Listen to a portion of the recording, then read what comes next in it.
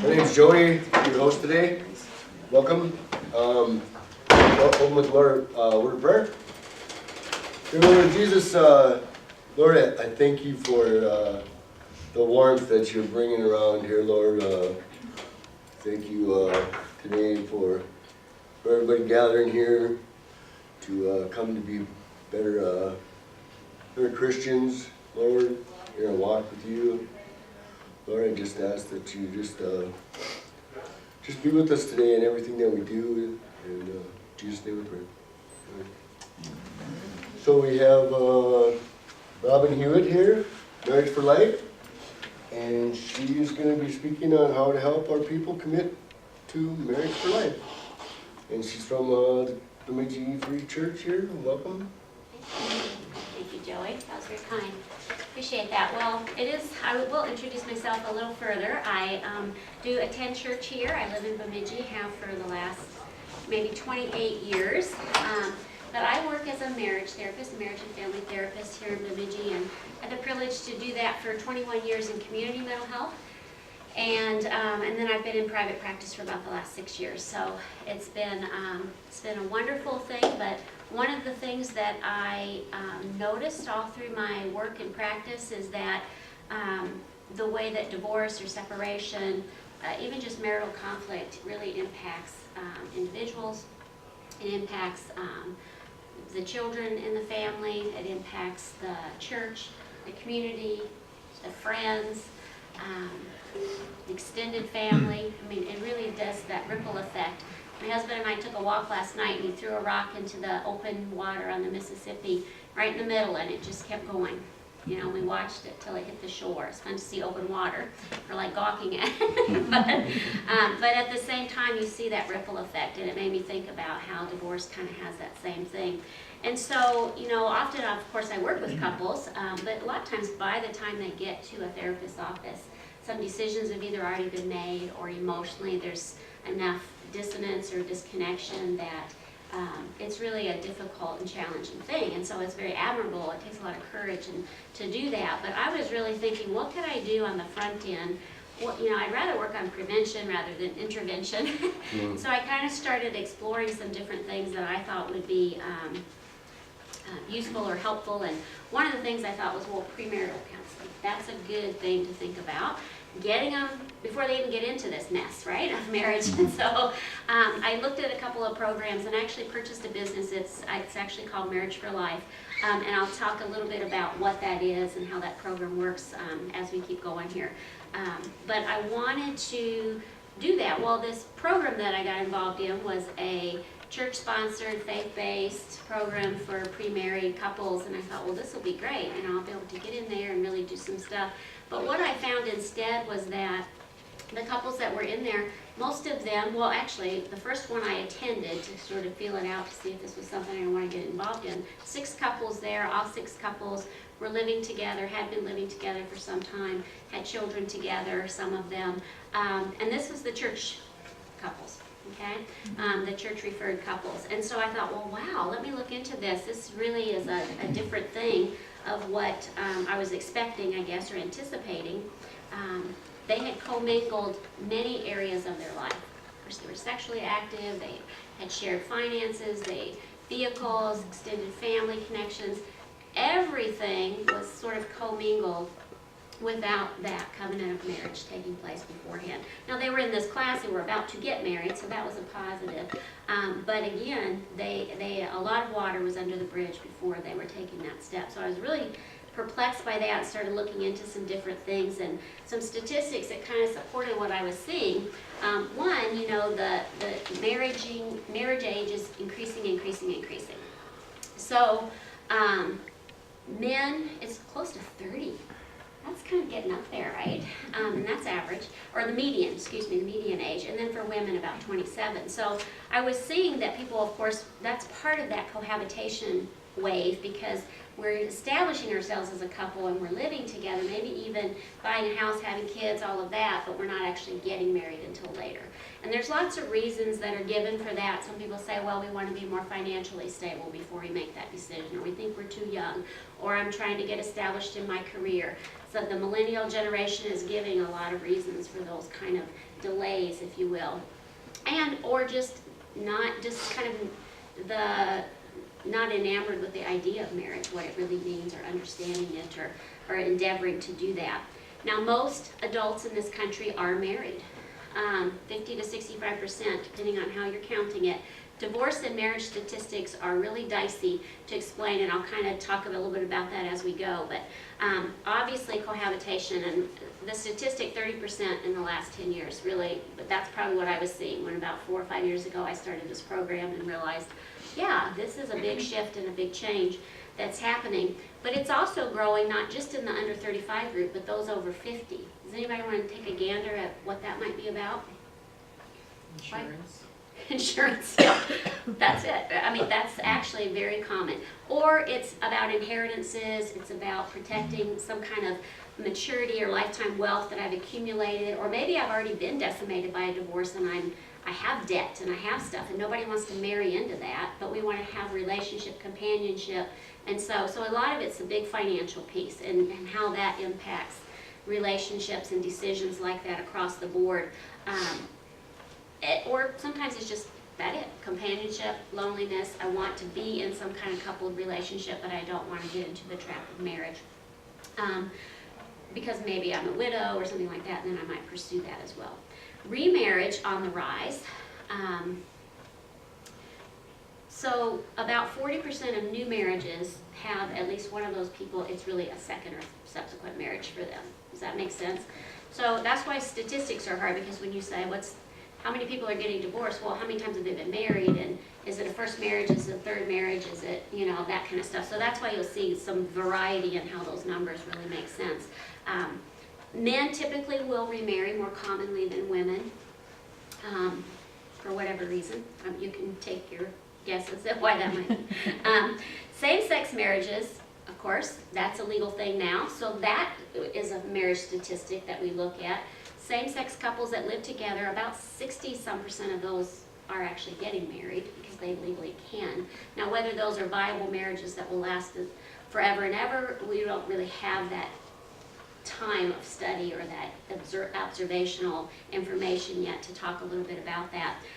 Interracial, interfaith marriages, which maybe 100 years ago weren't as common or typical, more common or typical, are really more of a normative thing now, and so we see marriage affected by those changes. Online dating is on the rise. Anybody can name an online dating site? eHarmony. eHarmony. Is where I met my wife. Where you met your wife. Christian Mingle. Third one. Tinder. Mingle. Match.com. There's just lots and lots and lots of them, right? Some are faith-based, some are not. And then there's always the, how do I meet people? I've got these fancy little apps that I can meet and match and swipe and yes and no and all this kind of stuff. And so this online presence for relationship, not only connecting but also developing that relationship, pursuing that relationship, a lot of it's virtual and digital, and that's just a new way. It can be a very positive way, have good outcomes, but it's changing marriage and how we look at that. Now, when we look at divorce, I want to talk a little bit about divorce.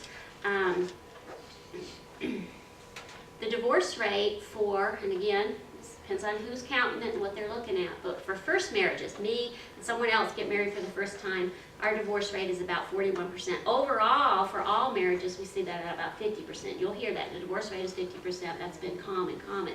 But for new marriages, first-time marriages, because why? People are getting married later. And all these other reasons, we're seeing that actually kind of go down a little bit. It's down near 40-some%. People that remarry, though, subsequent marriages, we see the divorce rate higher. And so it's 60, sometimes I've seen as high as 75% for couples with children, sort of that blended family. So those step families, blended families in your churches, they've got some odds stocked against them in different ways, because they have all the stuff before, they've got additional financial issues, they've got, Extra problems. huh? Extra problems. Extra problems, good point. A lot of undermining kind of things that exist with kids and stuff like that that can impact how those marriages thrive or not, and do that. You know, the church isn't immune either. 1 out of 5 pastoral clergy people, we see the divorce rate that high in the clergy. So that's something to think about too. It's, and we'll talk a little bit that later. Most people though, and I see this in my practice, by the time they come in to see me, they've often been thinking about something's amiss in their relationship for some time before they've come in and to make an appointment and talk about it. And so for a lot of times, for at least a couple of years, they've been even pondering of throwing out the divorce word when they have arguments, or finding out about lawyers, or thinking about how they can make it on their own, maybe even looking for a place to live, starting another relationship, etc., etc. All these kinds of thoughts and behaviors that lead up to the actual action of divorcing, because that's a legal process that involves paperwork and lawyers and things. And before that really happens, there's a lot of things that lead up to that. So when you think about in a church, how do we get people marriage for life? Are we missing them in that time? Are they struggling and not really having a way? I've actually had a few couples that have served divorce papers in my office as they're coming in for marriage counseling. They're that far along that trajectory. And we're seeing that more women than men are initiating divorce. Any thoughts on why that might be? It's okay, I mean, there's several reasons. What would you think? Why are more women filing than men? Is it the women's movement over these last 10 years? Okay, perhaps that. Women have more economic power than they've ever had. We see more women getting bachelor's degrees, for example, than men right now. And so that they have earning power, and so they have, in a sense, escape routes. But we also see things like physical violence, sexual violence, infidelity, substance use, those kinds of issues and problems. And not that women are immune to having those problems, but that taking action to get out of that. And I, quite frankly, think a little piece of it is they're just organized enough to figure out where to go to get the paperwork to fill it out. You know, because they're asking, because they ask, they talk to their girlfriends, how do you do this, where do you go? They're seeking relationally that kind of support, or their families are very aware of what's going on and supportive of them. And Aunt Margie says, you need to go talk to this lawyer. And so they kind of get funneled into some of that, and then they can actually take the step. You've heard that 7-year itch kind of a concept, but statistically it kind of bears out. People are getting divorced. You know, the average length of a marriage that ends in divorce is about 7 years. And we know reasons for that, but it isn't just because you get a 7-year itch. But really, about 7 years into marriage, a lot of couples have gotten families into full swing. You know, our careers are taking off, we have financial pressures, maybe we're buying our first house. And we have 2, 3, 4, 6 little kids running around, and it's a very demanding time of life. Well, meanwhile, our relationship, our marital satisfaction is probably at its lowest point.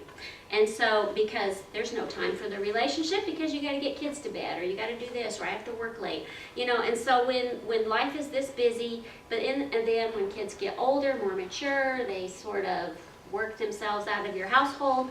You have that, and that's what people will say, you know, we rekindle our relationship at a later time, or we have more time for us as a couple as time goes on. And so that kind of bears itself out, sort of reverse bell curves, if you will.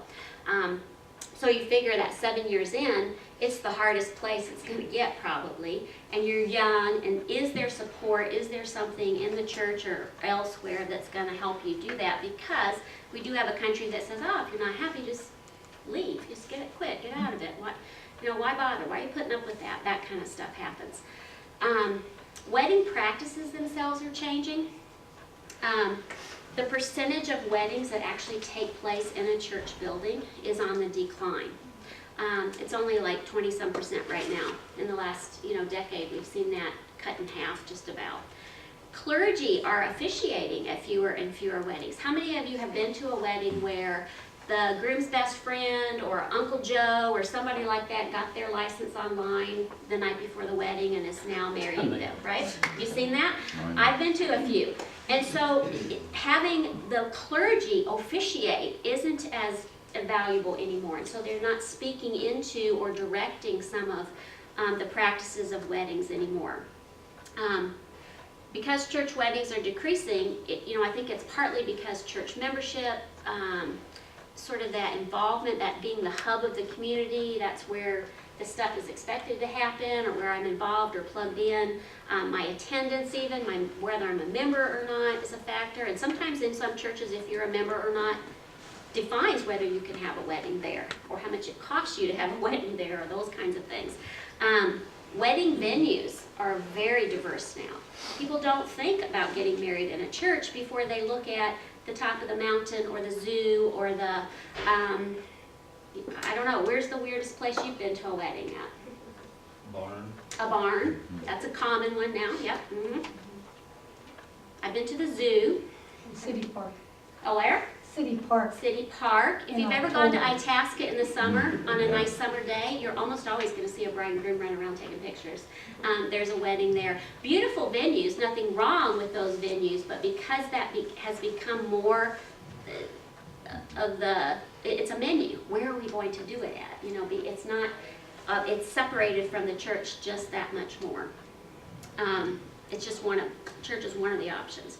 And that's if we don't want to worry about rain and things like that. We're not making that decision for the idea of it being in the church as a worship service. It's more, we don't, the reception's there and they have bathrooms and there's a place I can dress. And, it's just more of that kind of menu checklist of whether it's going to work. So things like marriage, sex, child rearing, all those kinds of things aren't as guided by the church anymore as they were once upon a time. And I think because of that, couples are actually receiving very little or no marriage preparation. They're doing a lot of wedding preparation. Some studies say 700 or more hours you spend planning your wedding, the big event, the big day, the night before, the day of, the honeymoon, all of that planning. There's a lot of people who make their living planning weddings, which is great. But the wedding is a 6-8 hour event and it's done. And then, are we prepared for what comes next? For the marriage, for the next how many years or whatever? Is there an expectation of that? And the average couple, if they do any marriage prep, it's about maybe 7 hours tops. And part of that's just simply meeting with the pastor to go over the plan for the day, who's going to walk down the aisle first and all that. And so, getting marriage preparation, and that's what my Marriage for Life program does, and I'll talk about that in a little bit. But I think because so much of it is separated from the church and the practices around weddings have changed, that there's really just not this covenant marriage symbolizing Christ in the church kind of a thing. It's not a holy, sacred event. Even the vows that you hear now at a wedding the couple writes them themselves. They're funny, sometimes they're poetic, sometimes they're singing them to each other. It's that we're making this covenant, this vow, but we're pulling those ideas from Pinterest or somewhere to get that and what we want to do, and it's not biblically based and those kind of things. So I'm seeing less and less marriage preparation, so it's exciting when you can see couples getting ready to do that. We do a lot of research, and we are able now to look at what are the things that factor into couples getting a divorce. And so this is research that shows these are the things that we can use to predict divorce. Couples who get married in their teens, very, very young marriages. Sometimes that's because she's pregnant, or it's because they have dropped out of school or something like that, and they're wanting to pursue. They want to grow up. They want to get married. That's a mark of adulthood, so they choose that. Or couples who get married after that, many years later. Well, why do you think couples getting married later in life would have a harder time? It's a predictor of divorce. Any thoughts? Because they're more set in their ways. Set in their ways? Yeah. Yeah. That's what I was going to say. Yeah. Sometimes people are marrying later in life because they've gone through some trials in life. Maybe they've had substance use issues. Maybe they have had maybe they've been in prison. Maybe they have been having financial things. Maybe they got out of college, and as Melinda did, they want to be financially prepared. That's one of the top reasons they give for not wanting to marry yet. It's because they graduated from a 4-year degree with $100,000 in debt, and their partner also has about $80,000. Well, to walk into marriage, you know, we want to get that down, so we're waiting. I want to get my job, I want to earn money, I want to get to this place where maybe when I'm rich enough I can get married and it'll be okay. That's sort of an idea, and so that's one of the reasons we're seeing that. Obviously, large age gaps between couples. You know, the 70-year-old that marries the 20-year-old, those often end either in death quickly or divorce. Having a husband who doesn't work full-time, that's a predictor of divorce.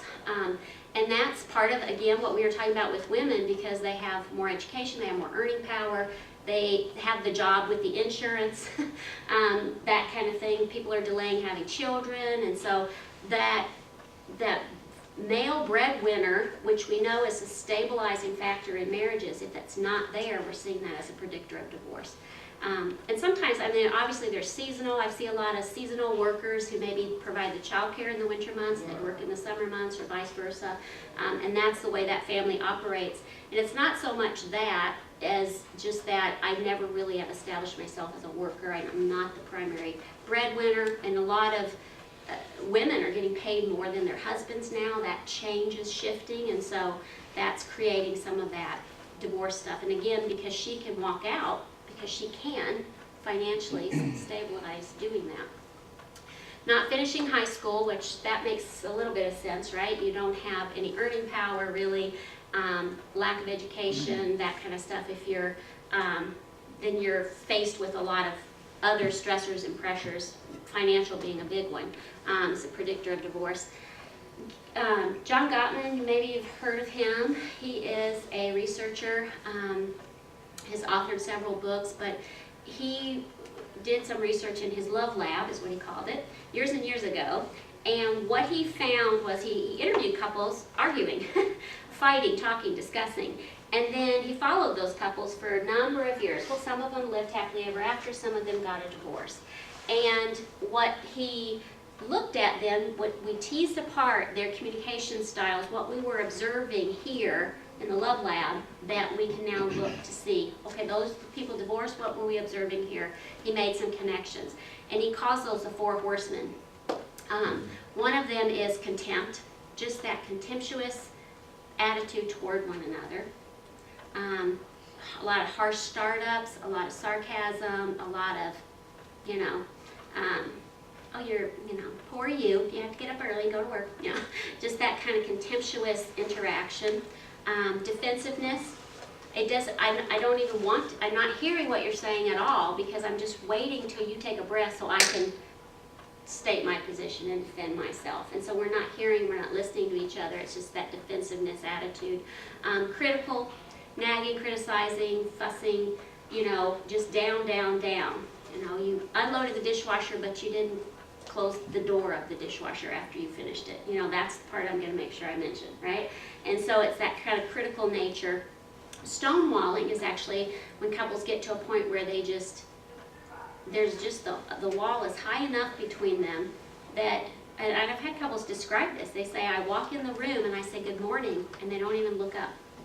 They don't say hello. They don't, there's just nothing there.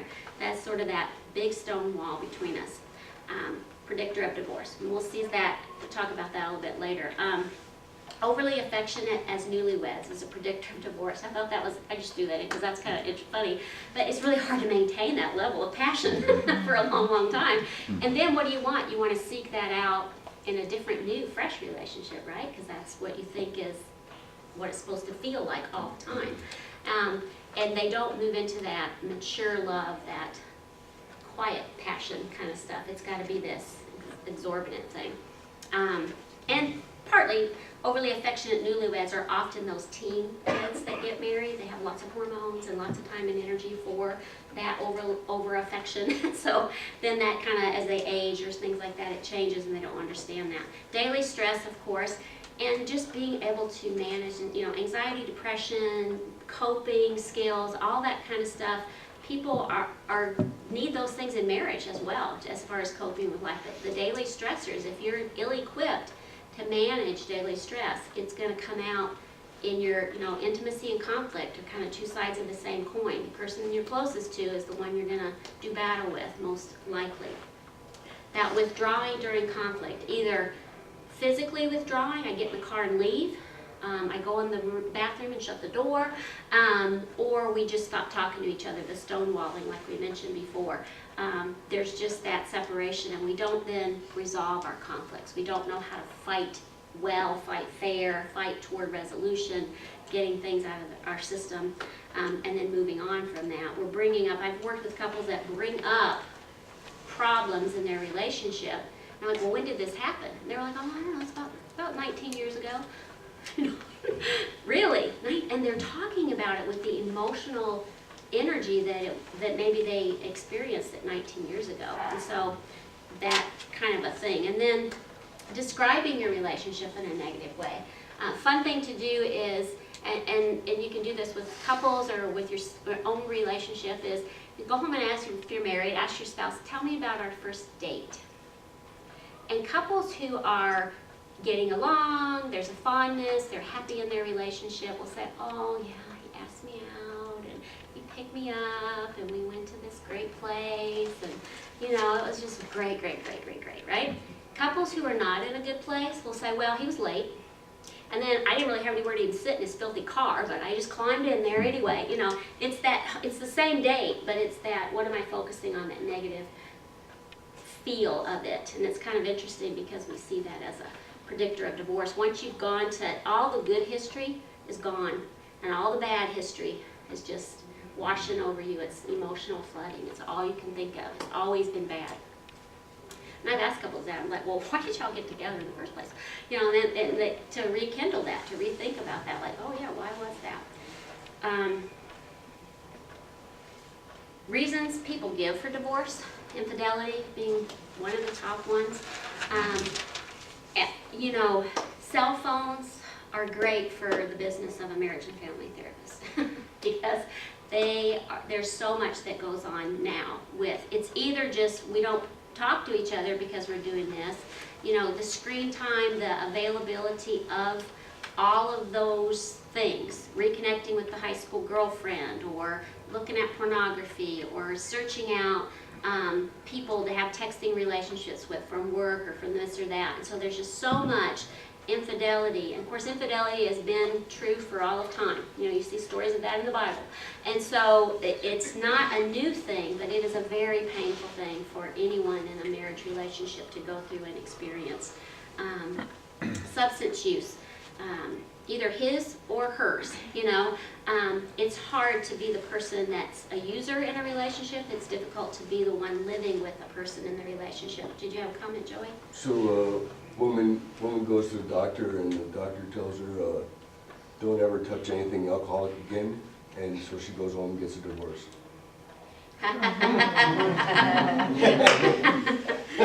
Good one. That's a good one. Keeping us on our toes. Substance use, because it touches every part of your life. It's a health issue, it's a financial issue, it's a time management issue, it's a, do you keep a job kind of an issue, it's et cetera, just where doesn't it touch, what part of your life, right? So it's really hard to, and there really isn't in a marriage relationship. There's him and her, and there's not room for that third anything. And if it's a bottle of vodka, or if it's dope, if it's another relationship, even if it's a job, the workaholic, that kind of thing, there just isn't room for that third anything. Lack of commitment, people just feel, they just assume that we can get a divorce. And I've even had people say, well, it's good, and then I always figure it won't always be, and I'll just get out of it. That sort of that mentality that it likely will end. Too much conflict and arguing. And if you think about it, it kind of makes sense. If you start your morning being screamed at, if your spouse pulls up in the driveway and you're already mad at them, they haven't even done anything yet, that just living with that constant stress and discord in the one relationship where you think would be your soft, happy, wonderful place, right? Just butting heads all the time with this person. And it matters, because again, the person we're most intimate with is the person we tend to have the most conflict with. It's both and. And so we can have really big fights with someone in that way, right? Financial problems and then getting married too long, those are also reasons people say this is why we're getting a divorce. So things,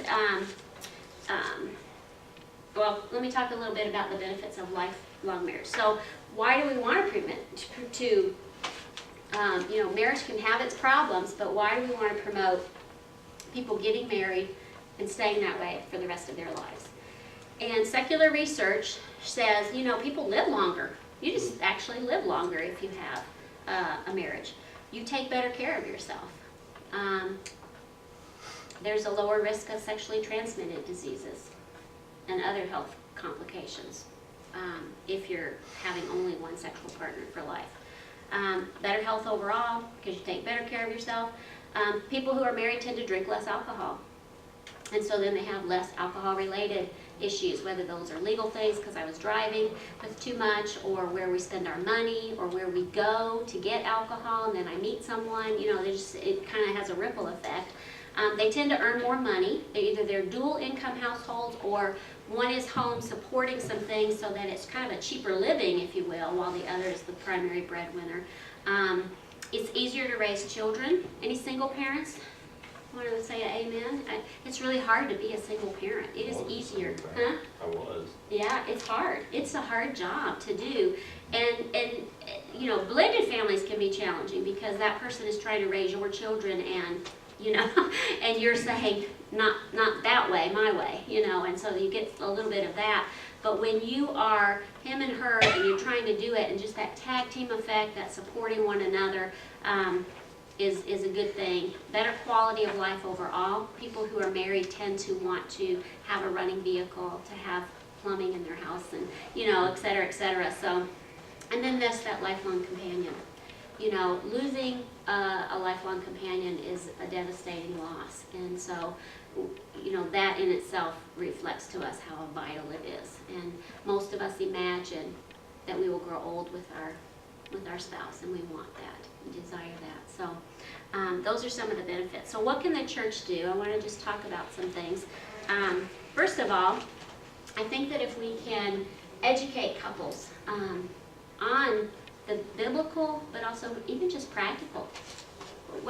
Certainly bring in the Bible and what God says about marriage and all of that, but if you just look at secular research and what we know, you can make a case for being married.